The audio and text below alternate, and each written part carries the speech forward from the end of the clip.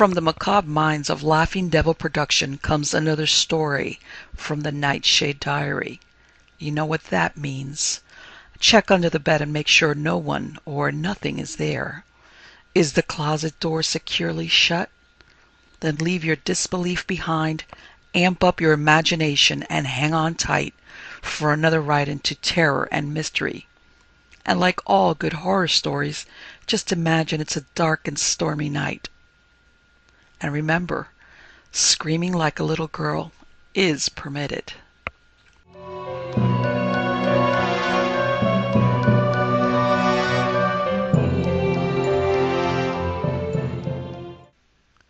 The Howling Man by Charles Beaumont. The Germany of that time was a land of valleys and mountains and swift dark rivers, a green and fertile land where everything grew tall and straight out of the earth. There was no other country like it. Stepping across the border from Belgium, where the rain-caped mustache guards saluted, grinning like operetta soldiers, you entered a different world entirely. Here the grass became as rich and smooth as velvet. Deep thick woods appeared, the air itself, which had been heavy with the French perfume of wines and sauces, changed. The clean, fresh smell of lakes and pines and boulders came into your lungs. You stood a moment then at the border, watching the circling hawks above and wondering, a little fearfully, how such a thing could happen. In less than a minute you had passed from a musty ancient room through an invisible door into a kingdom of winds and light. Unbelievable. But there, at your heels, clearly in view, is Belgium, like all the rest of Europe, a faded tapestry from some forgotten mansion. In that time, before I had heard of St. Wulfran's, of the wretch who clawed the stones of a locked cell, wailing in the midnight hours, or of the daft brothers and their mad abbot, I had strong legs and a mind on its last search, and I preferred to be alone. A while, and I'll come back to this spot. We will ride and feel the sickness, fall, and hover on the edge of death together. But I am not a writer, only one who loves wild, unhousebroken words. I must have a real beginning. Paris beckoned in my youth. I needed, for the reason most young men just out of college heed, although they would never admit it, to lie with mysterious beautiful women. A solid traditional upbringing among the corseted ruins of Boston has succeeded, as such upbringings generally do, in honing the urge to keen edge. My nightly dreams of beaded bagnios and dusky writhing houris, skilled beyond imagining, reached finally the unbearable stage beyond which lies either madness or respectability. Fancying neither, I managed to convince my parents that a year abroad would add exactly the right amount of seasoning to my maturity, like a dash of curry in an otherwise bland if not altogether tasteless chowder. I'm afraid that father caught the hot glint in my eye, but he was kind, describing in detail and with immense effect the hideous consequences of this respectability, telling of men he knew who'd gone to Europe innocently and falling into dissolution so profound they'd not been heard of since. He begged me at all times to remember that I was an Ellington, and turned row loose. Paris, of course, was enchanting and terrifying, as a jungle must be to a zoo-born monkey. Out of respect to the honored dead and dad, I did a quick trot through the Tuileries, the Louvre, and down the Champs-Élysées to the Arc de Triomphe. Then, with the fall of night, I cannoned off to Montmartre and the Rue Pigalle, embarking on the grand adventure. Synoptically, it did not prove to be so grand as I'd imagined, nor was it, after the fourth week, so terribly adventurous. Still, important to what followed, for what followed doubtless wouldn't have but for the sweet, complacent girls. Boston's straights and narrows don't, I fear, prepare one, except psychologically, for the wild life. My health broke in due course, and, as my thirst had been well and truly slaked, I was not awfully discontent to sink back into the contemplative cocoon to which I was, apparently, more suited. Abed for a month I lay, in celibate silence and almost total inactivity. Then, no doubt, as a final gesture of rebellion, I got my idea got, or had my concentrated sins received it, like a signal from a falling tower, and I made my strange, un-Ellingtonian decision. I would explore Europe, but not as tourist safe and fat in his fat safe bus, insulated against the beauty and the ugliness of changing cultures by a pane of glass and a room at the English-speaking hotel. No, I would go like an unprotected wind, a 7-league booted leaf, a nestless bird, and I would seek the dark strange land with a vision of a boy on the last legs of his dreams. I would go by bicycle, poor and lonely and questing, as poor and lonely and questing, anyway, as one can be with 100,000 in the bank and a partnership in Ellington, Carruthers, and Blake waiting. So it was. New England blood and muscles wilted on that first day's pumping, but New England spirit toughened as the miles dropped back. Like an ant crawling over a once lovely, now decayed and somewhat seedy duchess, I rode over the body of Europe. I dined at restaurants where boars' heads hung, all vicious tusked and blind. I slept at country inns and breathed the musty age, and sometimes girls came to the door and knocked and asked if I had everything I needed. Well, and they were better than the girls in Paris, though I can't imagine why. No matter. Out of France I pedalled into Belgium, out, and to the place of cows and forest, mountains, brooks, and laughing people, Germany. I've rhapsodized on purpose, for I feel it's quite important to remember how completely paradisical the land was then, at that time. I looked odd standing there. The border guard asked what was loose with me. I answered nothing, grateful for the German and the French Miss Finch had drummed into me, and set off along the smallest, darkest path. I serpentined through forests, cities, towns, villages, and always I followed its least likely appendages. Unreasonably, I pedaled as if towards a destination, into the Moselle Valley country, up into the desolate hills of Emerald. By a ferry fallen to destitution, the reptile drew me through a bosky wood. The trees closed in at once. I drank the fragrant air and pumped and kept on pumping, but a heat began to grow inside my body. My head began to ache. I felt weak. 2 more miles and I was obliged to stop, for perspiration filmed my skin. You know the signs of pneumonia: a sapping of the strength, a trembling, flashes of heat and cold, visions. I lay in the bed of damp leaves for a time. At last a village came to view. A 13th century village, grey and narrow-streeted, cobbled to the hidden storefronts. A number of old people in peasant costumes looked up as I bumped along, and I recall one ancient tallow-colored fellow, nothing more, only the weakness, like acid, burning off my nerves and muscles, and an intervening blackness to pillow my fall. I woke to the smells of urine and hay. The fever had passed, but my arms and legs lay heavy as logs, and my heart throbbed horribly, and there was an empty, shoveled-out hole inside my stomach somewhere. For a while I did not move or open my eyes. Breathing was a major effort, but consciousness came eventually. I was in a tiny room. The walls and ceiling were of rough gray stone. The single glassless window was arch-shaped. The floor was uncombed dirt. My bed was not a bed at all, but a blanket thrown across a disorderly pile of crinkly straw. Beside me a crude table, upon it a pitcher, beneath it a bucket, next to the table a stool, and seated there asleep his tonsured head a dangle from an Everest of robe, a monk. I must have groaned, for the shorn paint bobbed up precipitately. Two silver trails gleamed down the corners of the suddenly exposed mouth, which drooped into a frown.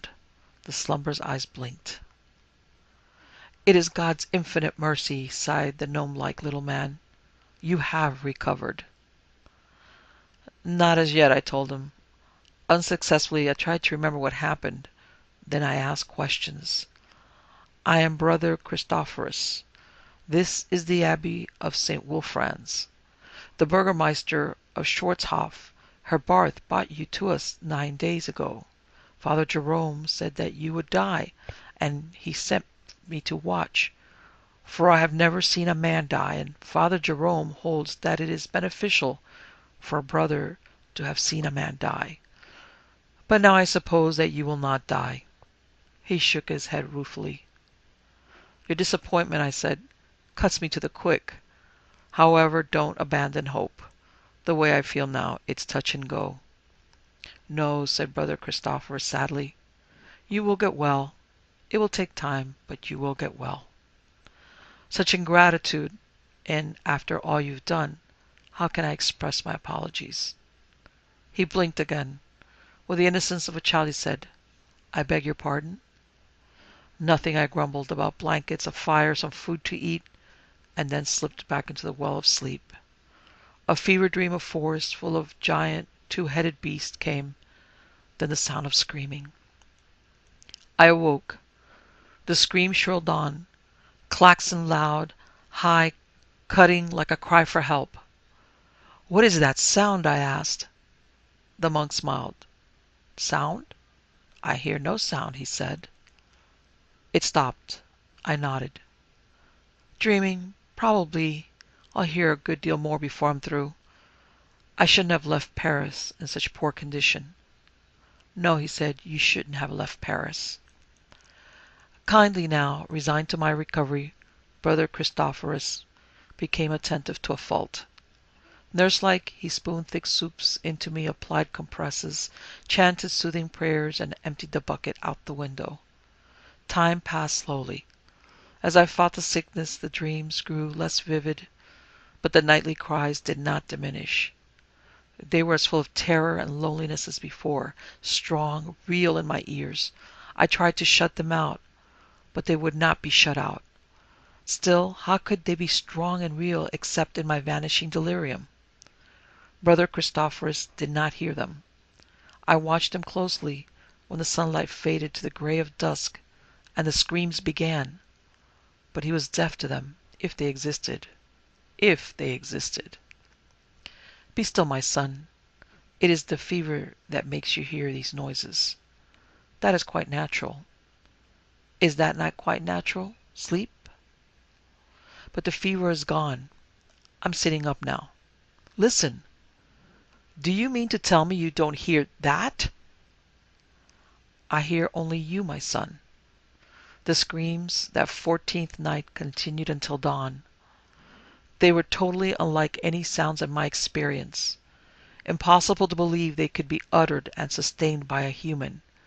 Yet they did not seem to be animal. I listened. There in the gloom, my hands balled into fists, and knew suddenly that one of two things must be true. Either someone or something was making these ghastly sounds and Brother Christophorus was lying, or I was going mad. Hearing voices, mad. Climbing walls and frothing, mad.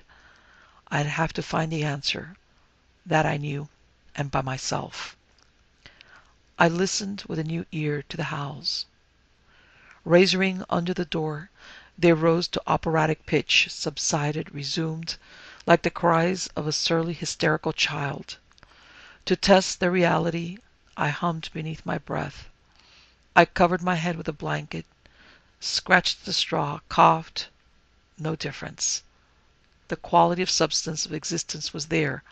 I tried then to localize the screams, and on the 15th night felt sure that they were coming from a spot not far along the hall. The sounds that maniacs hear seem quite real to them. I know. The monk was by my side. He had not left it from the start, keeping steady vigil even through matins. He joined his tremulous soprano to the distant chants, and prayed excessively, but nothing could tempt him away. The food we ate was brought to us, as were all other needs. I'd see the abbot, Father Jerome, once I recovered. Meanwhile, I'm feeling better, brother. Perhaps you'd care to show me the grounds. I've seen nothing of St. Wulfran's except this little room. There's only this little room multiplied. Ours is a rigorous order. The Franciscans, now, they permit themselves aesthetic pleasure. We do not. It is, for us, a luxury. We have a single, most unusual job. There is nothing to see? But surely the abbey is very old. Yes, that is true. As an antiquarian, Mr. Ellington, what is it you don't want me to see? What are you afraid of, brother? Mr. Ellington, I do not have the authority to grant your request. When you are well enough to leave, Father Jerome will no doubt be happy to accommodate you. Will he also be happy to explain the screams I've heard each night since I've been here? Rest, my son, rest. The unholy, hackle-raising shriek burst loose and bounded off the hard stone walls. Brother Christophorus crossed himself, apropos of nothing, and sat like an ancient Indian on the weary stool. I knew he liked me. Especially, perhaps. We got along quite well in all our talks, but this foreboding. I closed my eyes. I counted to 300. I opened my eyes. The good monk was asleep. I blasphemed softly, but he did not stir, so I swung my legs over the side of the straw bed and made my way across the dirt floor to the heavy door. I rested there a time, in the candleless dark, listening to the howls, then with Bostonian discretion raised the bolt. The rusted hinges creaked, but Brother Christophorus was deep in celestial marble. His head drooped low upon his chest. Panting, weak as a landlocked fish, I stumbled out into the corridor. The screams became impossibly loud. I put my hands to my ears instinctively and wondered how anyone could sleep with such a furor going on. It was a furor. In my mind? No. Real. The monastery shook with these shrill cries.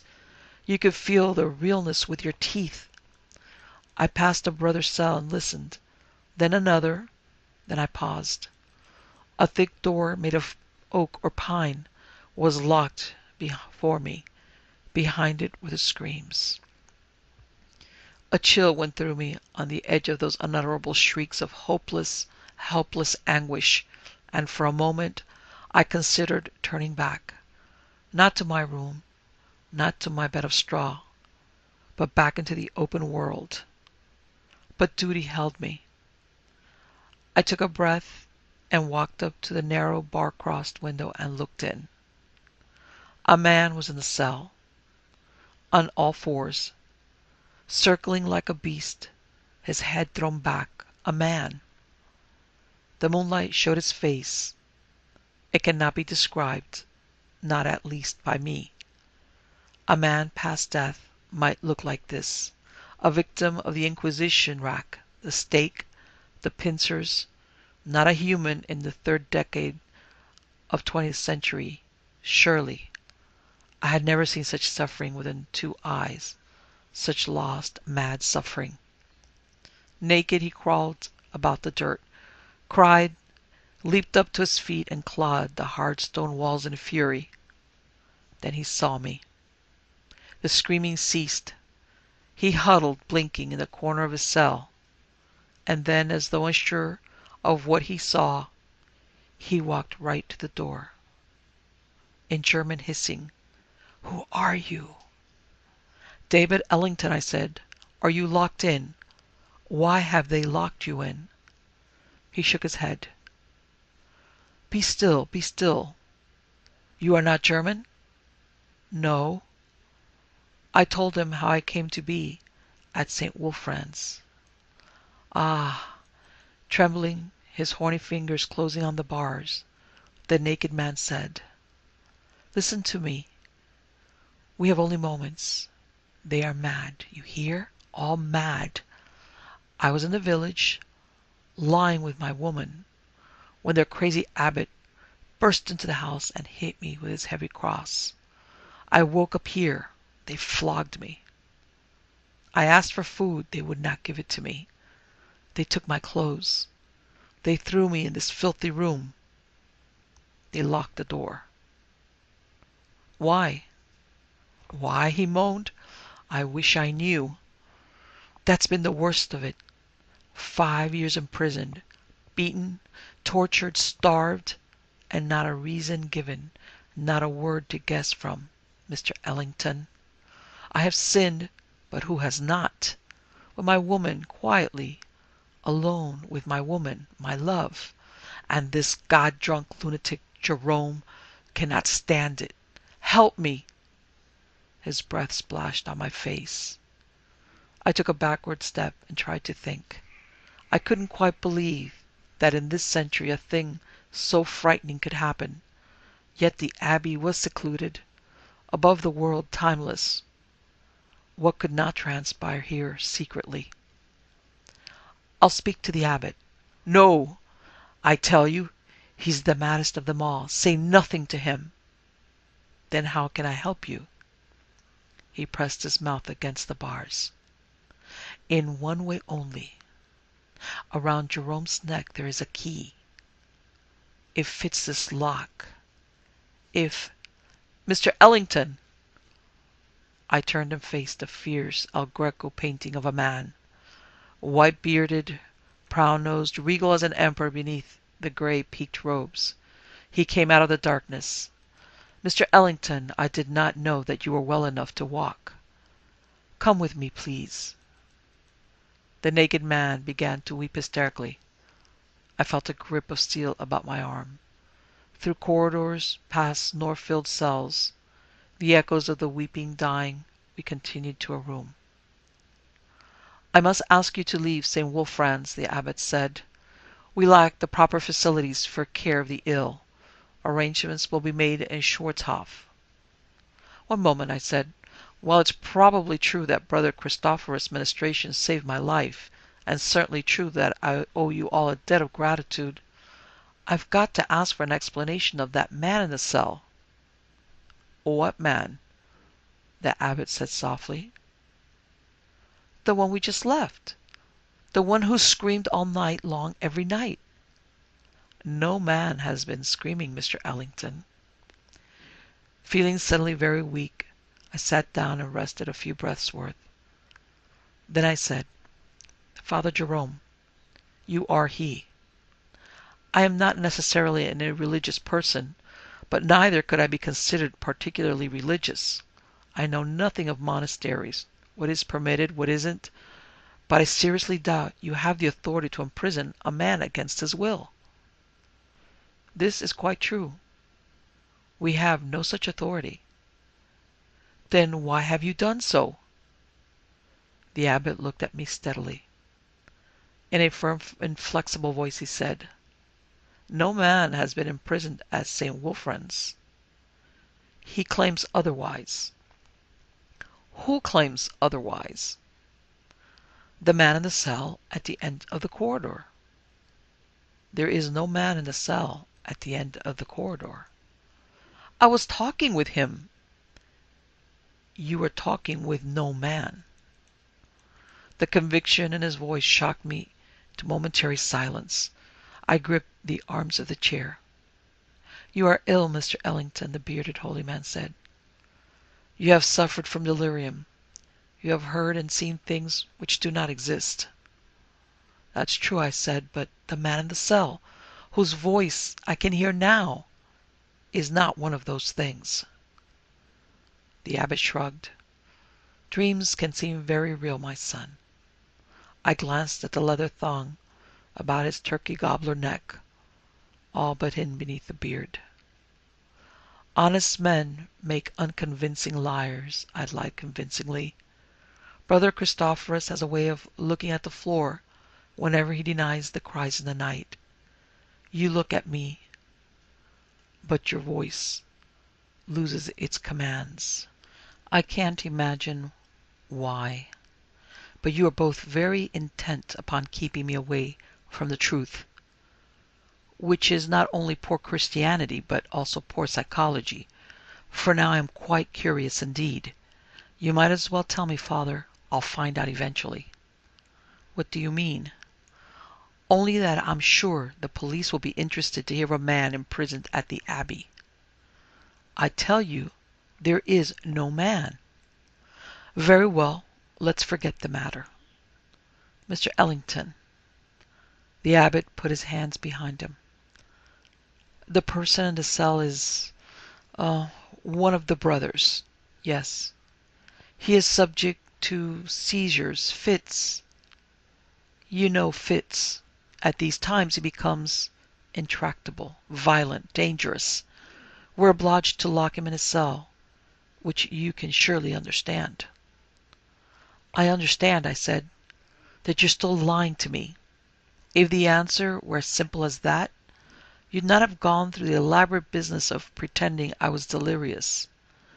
There have been no need. There's something more to it, but I can wait. Shall we go on to Schwarzhof? Father Jerome tugged at his beard viciously, as if it were some feathered demon come to taunt him. Would you truly go to the police? He asked. Would you, I said, in my position? He considered that for a long time, tugging the beard, nodding the proud head. And the screams went on, so distant, so real. I thought of the naked man clawing in his filth. Well, Father? Mr. Ellington, I see that I shall have to be honest with you, which is a great pity, he said. Had I followed my original instinct and refused to allow you in the Abbey to begin with, but I had no choice.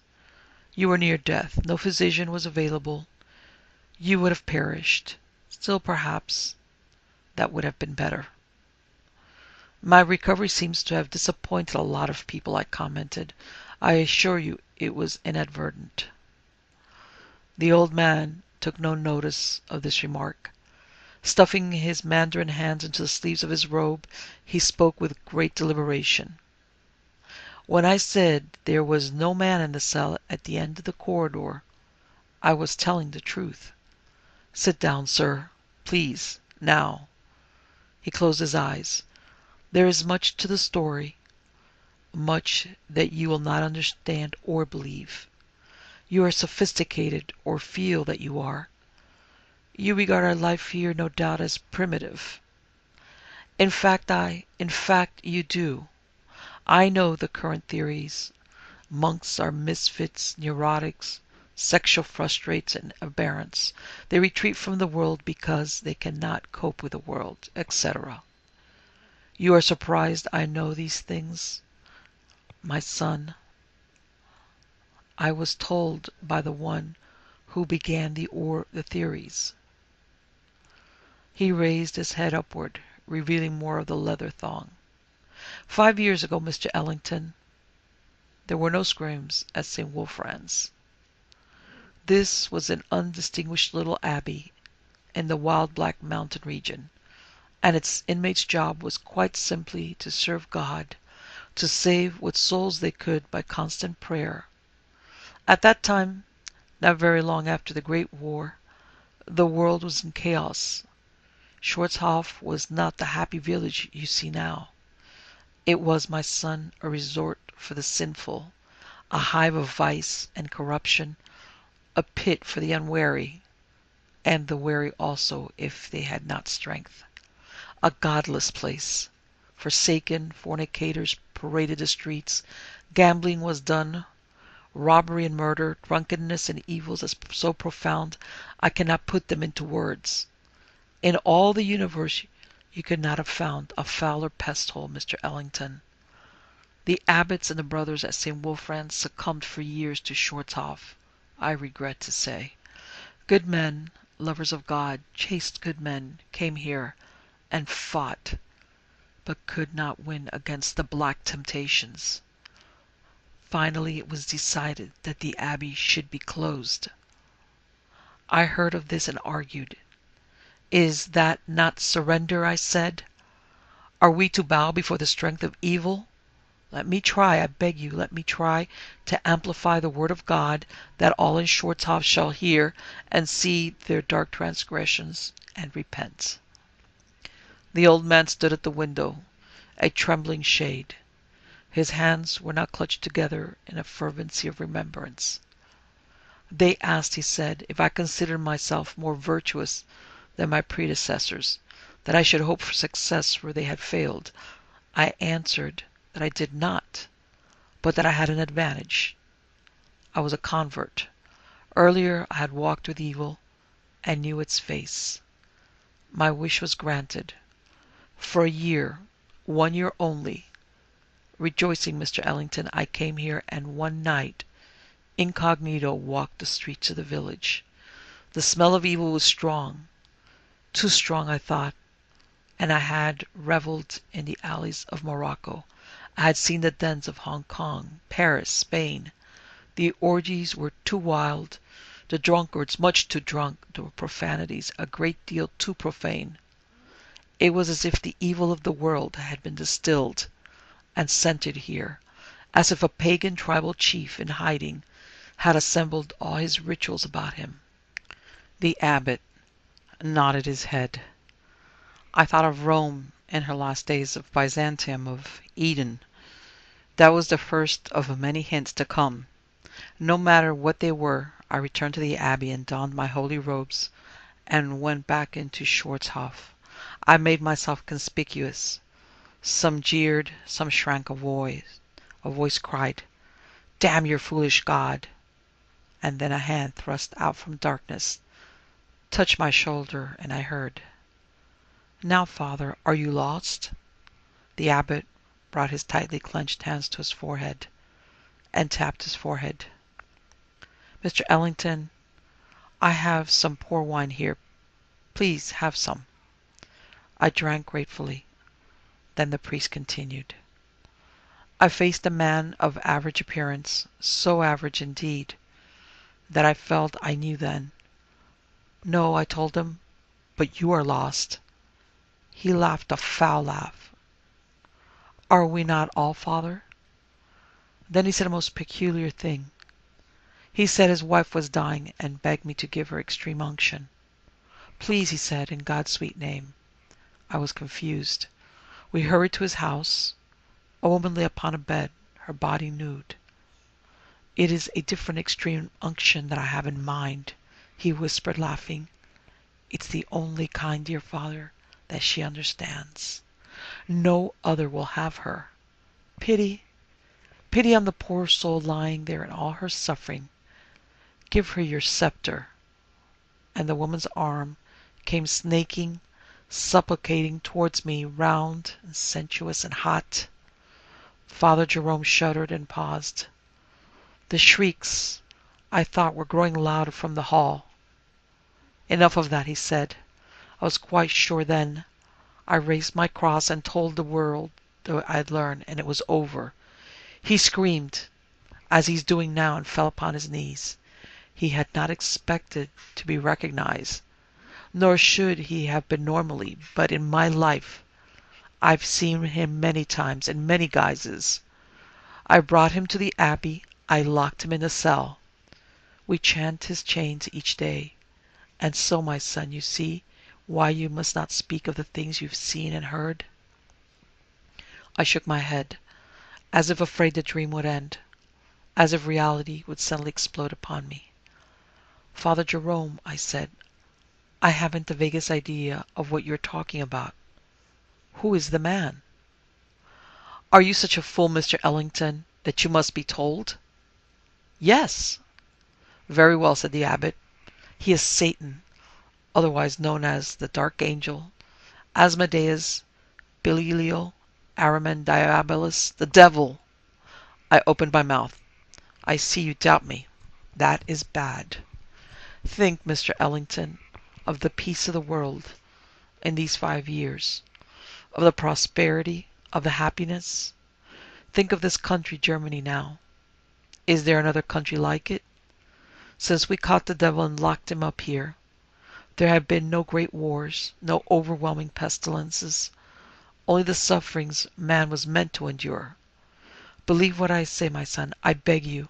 Try very hard to believe that the creature you spoke with is Satan himself. Fight your cynicism, for it is born of him. He is the father of cynicism, Mr. Ellington. His plan was to defeat God by implanting doubt in the minds of heaven's subject. The abbot cleared his throat. Of course, he said, we could never release anyone from St. Wulfran's who had any part of the devil in him. I stared at the old fanatic and thought of him prowling the streets looking for sin. Saw him standing outraged at the old fornicator's bed, wheeling him into an invitation to the abbey, closing that heavy door and locking it, and because of the world's temporary post-war peace, clinging to his fantasy. What greater dream for a holy man than actually capturing the devil? I believe you, I said. Truly? Yes. I hesitated only because it seemed a trifle odd that Satan should have picked a little German village for his home. He moves around, the abbot said. Schwarzhoff attracted him as lovely virgins attract perverts. I see. Do you? My son, do you? Yes, I swear it. As a matter of fact, I thought he looked familiar, but I simply couldn't place him. Are you lying? Father, I'm a Bostonian. And you promise not to mention this to anyone? I promise. Very well, the old man sighed. I suppose, he said, that you would not consider joining us as a brother of the abbey. Believe me, Father, no one could admire the vocation more than I, but I am not worthy. No, it's quite out of the question. However, you have my word that your secret is safe with me. He was very tired. Sound had, in these years, reversed for him. The screams had become silence. The sudden cessation of them, noise. The prisoner's quiet talk with me had awakened him from deep slumber. Now he stood wearily, and I saw that what I had to do would not be difficult after all. Indeed, no more difficult than fetching the authorities. I walked back to my cell, where Brother Christophorus still slept, and lay down. 2 hours passed. I rose again and returned to the abbot's quarters. The door was closed but unlocked. I eased it open, timing the creaks of the hinges with the screams of the prisoner. I tiptoed in. Father Jerome lay snoring in his bed. Slowly, cautiously, I lifted out the leather thong and was a bit astounded at my technique. No Ellington had ever burgled, yet a force not like experience, but like it ruled my fingers. I found the knot. I worked it loose. The warm key slid off into my hand. The abbot stirred, then settled, and I made my way into the hall. The prisoner, when he saw me, rushed the bars. "He's told you lies. I'm sure of that," he whispered hoarsely. "Disregard the filthy madman." "Don't stop screaming," I said. "What?" He saw the key and nodded then, and made his awful sounds. I thought at first the lock had rusted, but I worked the metal slowly, and in time the key turned over. Howling still in a most dreadful way, the man stepped out into the corridor. I felt a momentary fright as his clawed hand reached up and touched my shoulder, but it passed. "Come on." We ran insanely to the outer door, across the frosted ground, down toward the village. The night was very black. A terrible aching came into my legs. My throat went dry. I thought my heart would tear loose from its moorings, but I ran on. "Wait!" Now the heat began. "Wait!" By a row of shops I fell. My chest was full of pain, my head of fear. I knew the madmen would come sweeping from their dark asylum on the hill. I cried out to the naked hairy man, "Stop! Help me!" "Help you?" He laughed once, a high-pitched sound more awful than the screams had been, and then he turned and vanished in the moonless night. I found the door somehow. The pounding brought a raffled burger. Policemen came at last and listened to my story, but of course it was denied by Father Jerome and the brothers of the Abbey. This poor traveler has suffered from the visions of pneumonia. There was no howling man at St. Wulfran's. No, no, certainly not. Absurd. Now, if Mr. Ellington would care to stay with us, we'd happily... No? Very well. I fear that you will be delirious a while, my son. The things you see will be quite real. Most real, you'll think. How quaint. That you have loosed the devil on the world, and that the war to come... What war? But aren't there always wars? Of course. You'll think that it's your fault. Those old eyes burning condemnation. Beak-nosed, bearded, head a-tremble, rage in every word. That you'll have caused the misery and suffering and death. And nights you'll spend awake, unsure, afraid. How foolish! Gnome of God, Christophorus looked terrified and sad. He said to me, when Father Jerome swept furiously out, "My son, don't blame yourself. Your weakness was his lever. Doubt unlocked that door. Be comforted. We'll hunt him with our nets. And one day..." One day what? I looked up at the Abbey of St. Wulfran's, framed by dawn, and started wondering, as I have wondered since 10,000 times, if it weren't true. Pneumonia breeds delirium. Delirium breeds visions. Was it possible that I'd imagined all of this? No. Not even back in Boston, growing dewlaps, paunches, wrinkles, sacks, and money at Ellington, Carruthers, and Blake could I accept that answer. The monks were mad, I thought, or the howling man was mad, or the whole thing was a joke. I went about my daily work, as every man must do, if sane, although he may have been the dead rise up, or freed a bottled gin, or fought a dragon once quite long ago.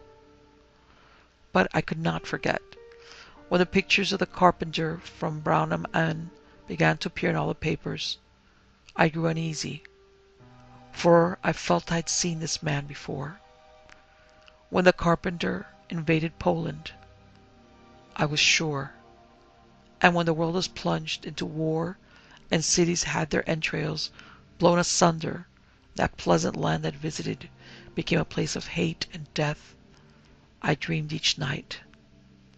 Each night I dreamed until this week.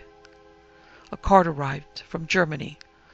A picture of the Moselle Valley is on one side, showing mountains fat with grapes and the dark Moselle, wine of those grapes. On the other side of the card is a message. It is signed Brother Christophorus and reads, and reads, and reads. Rest now, my son. We have him back with us again.